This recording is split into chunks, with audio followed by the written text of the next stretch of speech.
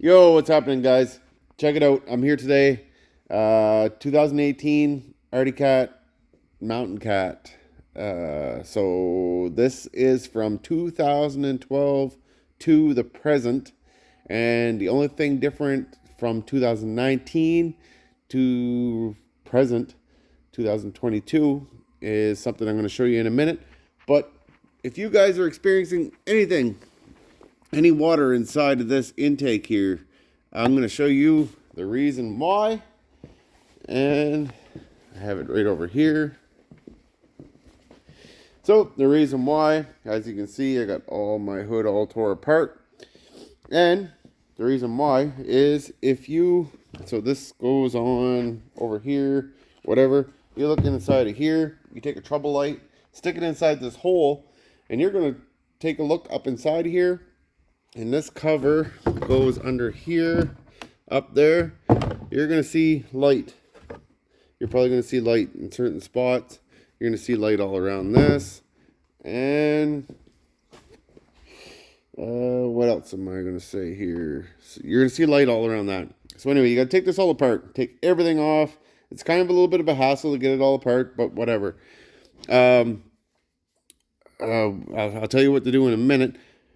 So this is a 2018, so 2018's had these here. The 2019, starting in 2019, these here, you can actually buy an upgraded version of these. And rather than them made like this, as you can see, I'm going to show you right here. They're really poor design. So, as you can see, there's supposed to be a screw here. Look at this big gap, guys.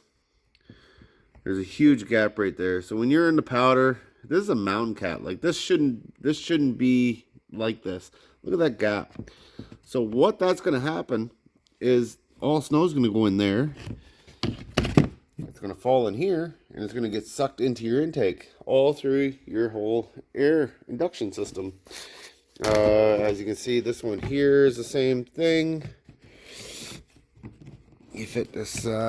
Hang on, guys. I'm just getting it fit down to show you.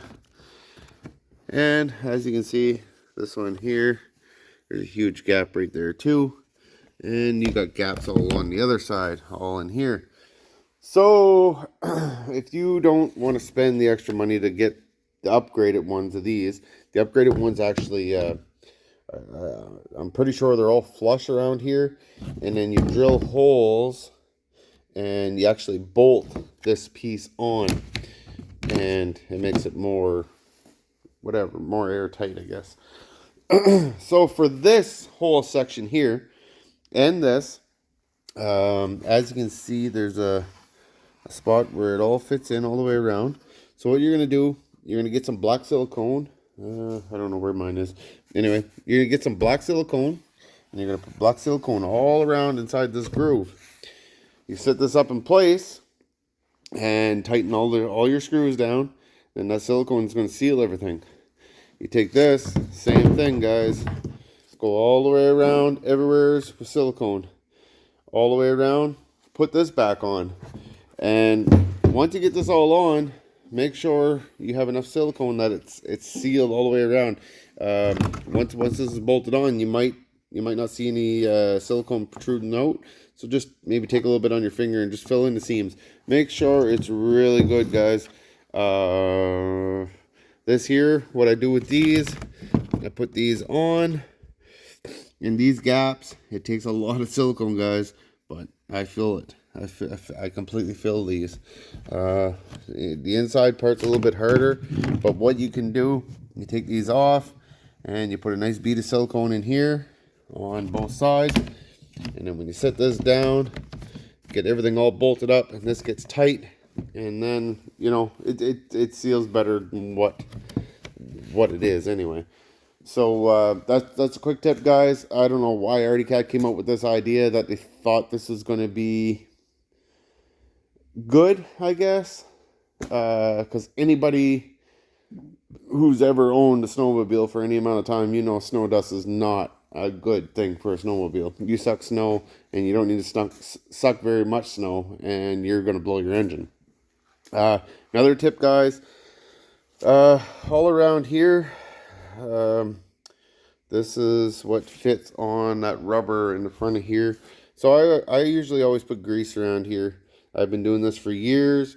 That way there, if there's any holes or whatever, then the grease kind of, you know, keeps the snow from coming out of it. And also one other thing I have made here is this stuff here. So I made my own seal to go around. Now this, guys, this is just the stuff you would buy at your local hardware store.